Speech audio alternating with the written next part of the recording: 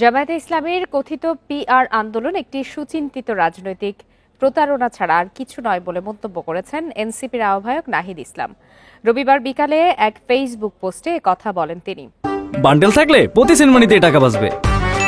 বিকাশ send money bundle কিনে জিতুন প্রতি লেনদেনে। আরো বলেন, সংস্কার প্রক্রিয়া এবং জাতীয় সংলাপের বিষয় ভিন্ন দিকে সরিয়ে নেয়ার লক্ষ্যে পরিকল্পিতভাবে পিআর আন্দোলন তোলা হয়েছে।